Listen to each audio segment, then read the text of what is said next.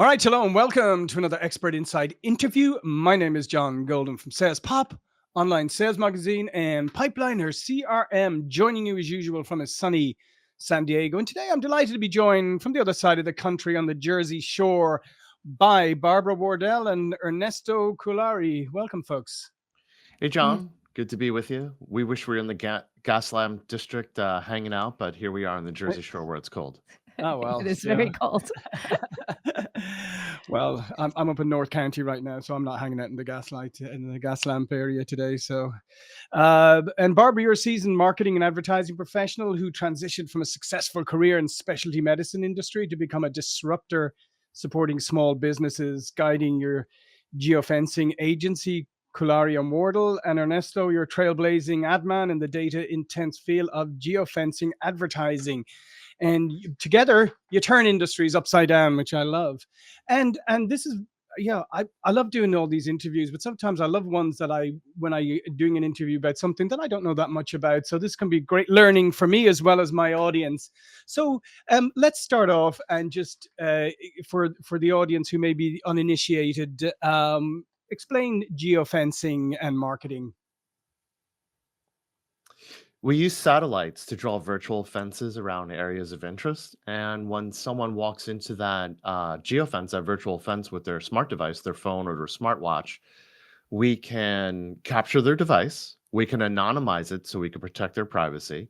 And then we can send ads to their phone. But the great part is when we're advertising for a business, we could target their competition. And then when someone comes in after receiving one of our ads, we're able to track their device back to our store.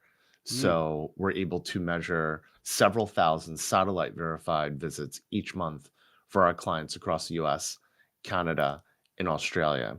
And why that's so important is because when you have a brick and mortar store, the holy grail So, of business Sure. is foot so traffic. to, Yep. So that's amazing. So, tell me about how this operates, in practice, and what are the impacts that you've seen with some of your customers? well, in practice, we take the GPS satellites, and what we do is we draw virtual fences around the establishment as well as the demographics that would come to that establishment. And then from there, when they walk into those geo fences, it's specialty targeted, so it Sure. only will be those specific customers that would go into that establishment. But they would receive an ad on the open web, which is apps and just the open web. And if they receive an ad, they see it whether they're reading, say, in the Wall Street Journal, or maybe it's the King James Bible, or maybe even the weather app. If they see it, once we notice that they toggle it or they just look at it, we track them for 90 days. And if they end up in that establishment, the satellite sends us a virtual ping and says, "You got to visit." We already know what ad they saw, what Mhm. app they were in. It's amazing. Wow. And tell me this, because obviously retail is struggling somewhat with foot traffic. I mean, depending on obviously what kind of brick and mortar business you have. But so what difference is this making in trying to at least harness the traffic that is there? Well, Barbara can give you a good example of, why don't you tell them about Mike in Daytona, like how transformative it can be and how it transformed the whole shopping center? Okay, absolutely. So we had a customer in Daytona in Florida. And when he contacted us, we did not know any of this. We just knew that he needed foot traffic. And he called us up and we set up a plan for him. We draw our polygons around and we set up his whole campaign.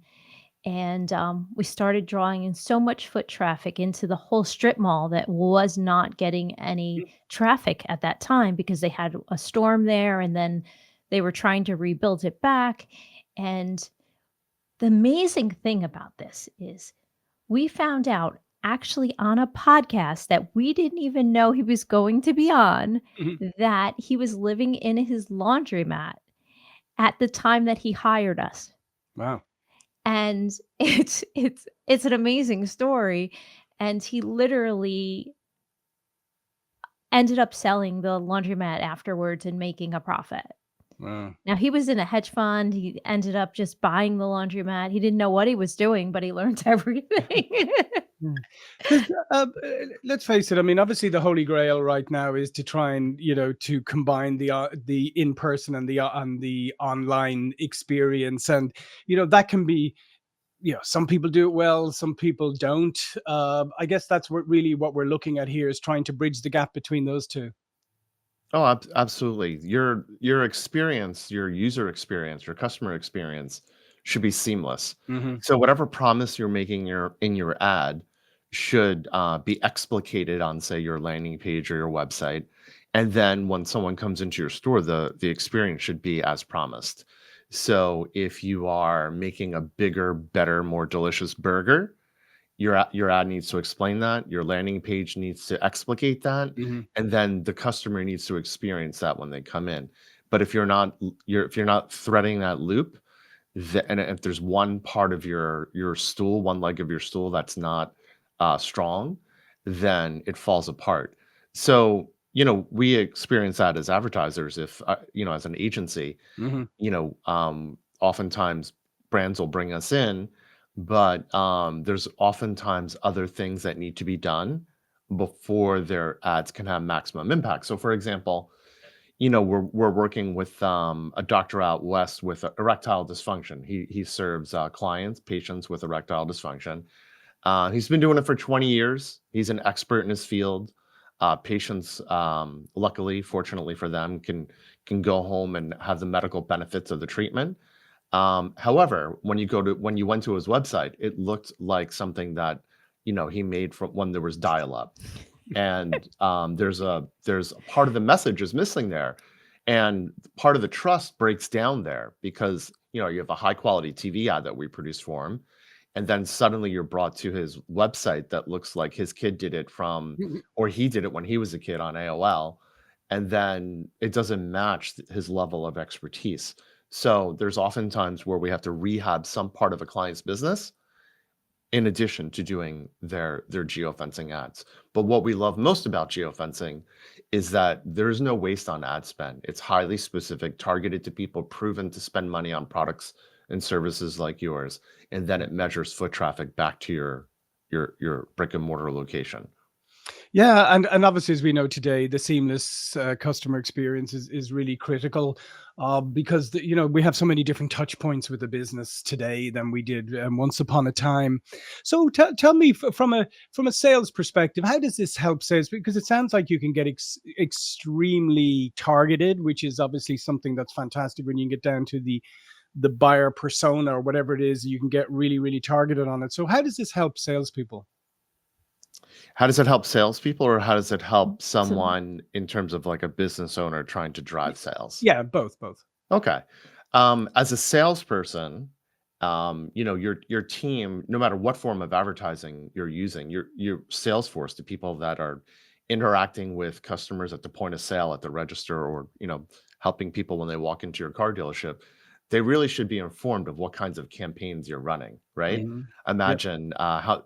Imagine there is a giant disconnect between ad campaigns that run and then salespeople actually knowing what enticements and what benefits are being offered by the company they work for. I Hmm. mean, this is very common. Yep. So it's very important to educate your sales staff. But as far as what we do, we're picking based on you mentioned buyer personas. One of the great things that we're able to do now is leverage Amazon's database and buyer Right. persona database to promote services, whereas Amazon has been a company that has promoted products, books, Hmm. etc., household goods. But now, for the first time ever, we're able to leverage Amazon personas within a local area, say your zip code, and say you're some sort of clinician, or say you're a service provider like a plumber or an electrician or a dentist. We're Right. able to promote your services now based on buying personas, past purchases in the Whole Foods universe as well as the Amazon universe, and drive traffic to either your store or to your website so someone can sign up for some sort of consultation. Hmm. But what's most important to us, and what is most important to business owners when it comes to conversions is making sure they're identifying the proper customer, the proper client who would benefit most from their services, and communicating to those people only. And because location is most indicative of a person's true buying potential, that is why we're maximalists in geofencing. We believe in other forms of advertising, but geofencing is the most precise because you can draw certain inferences based on someone's location.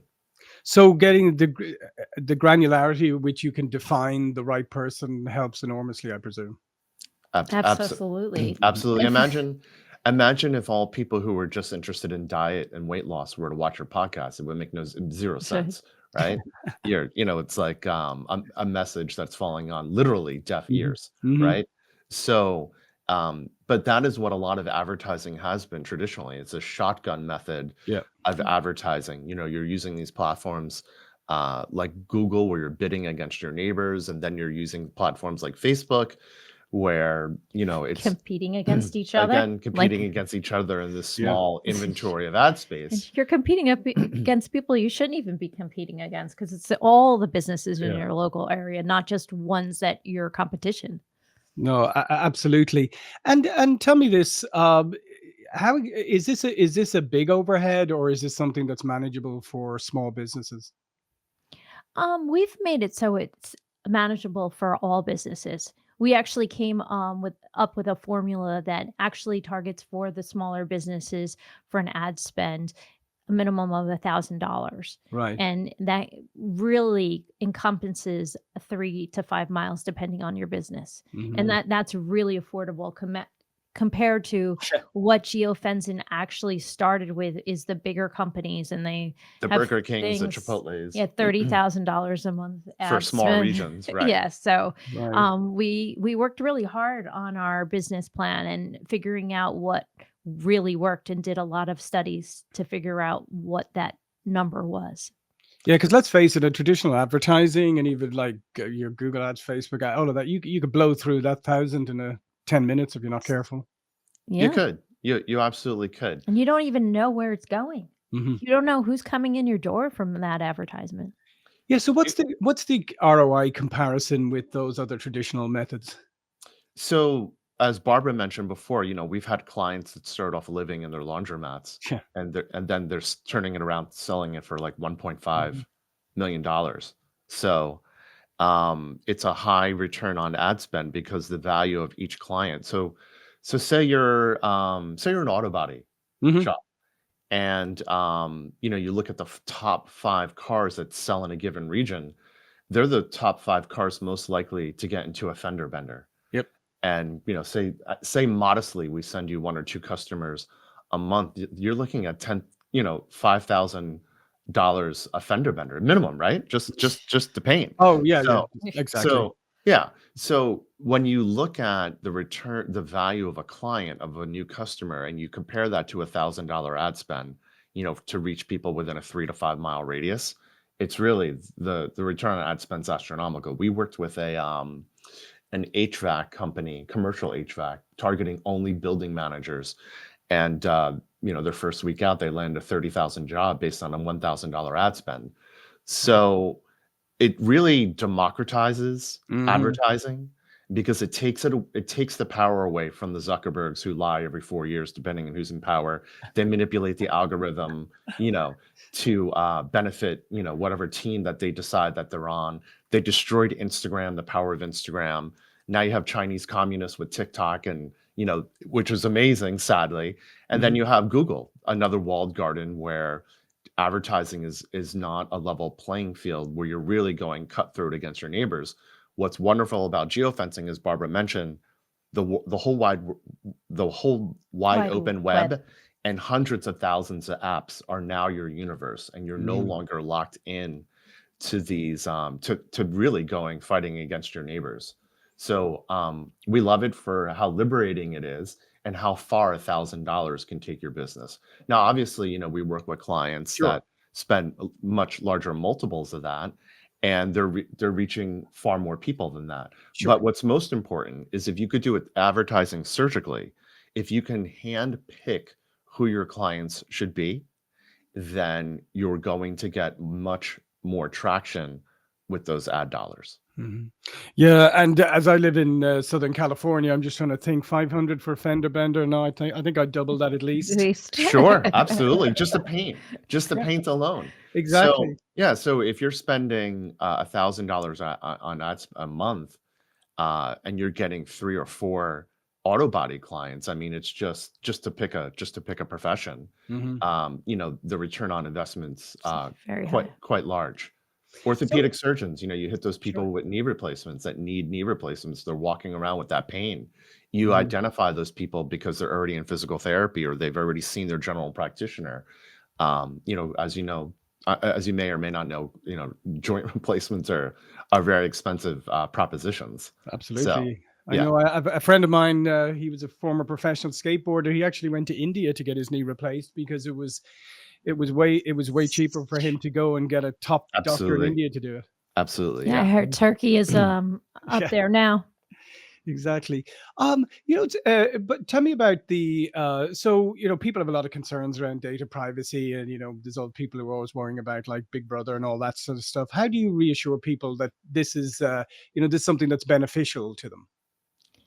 Well, it goes into a clean room, so it's Mhm. cleaned, and we don't know their name.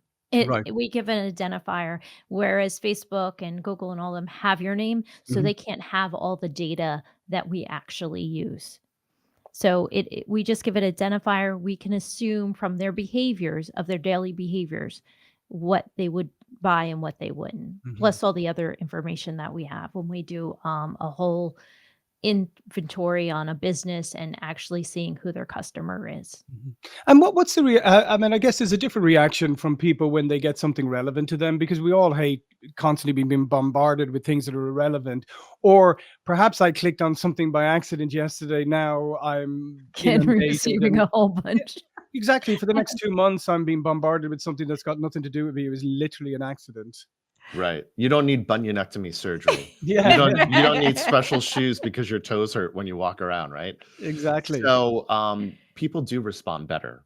If you just think about the products, like I love Stetson hats and I love yachts. So I like getting advertisements for Stetson hats and yachts.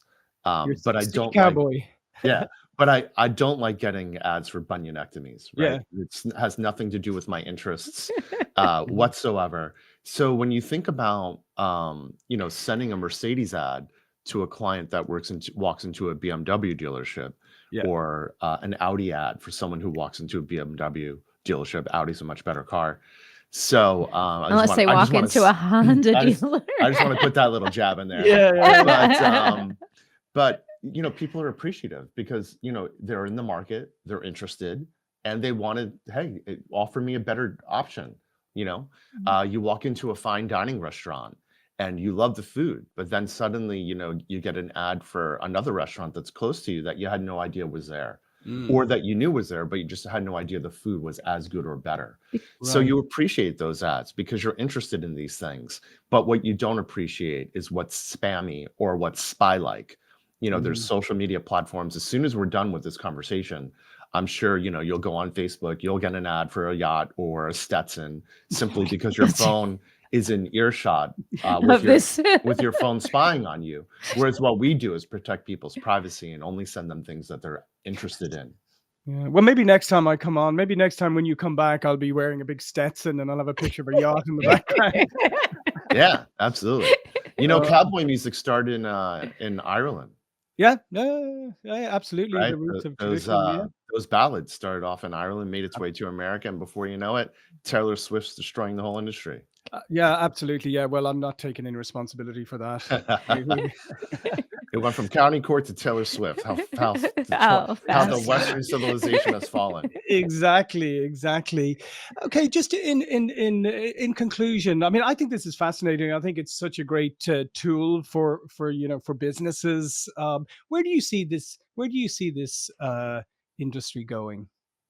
Oh, the growth is phenomenal. I mean, we've have grown in the last couple of years just with technology alone. Hmm. We're always on top of everything that we see coming out. We explore it. We see what that technology can do for our clients, Because who has time to watch every single AI or a new technology coming out? So that's where we come in, is we're always in the forefront of that, and we're working to strive to stay there so that our clients are always in the loop.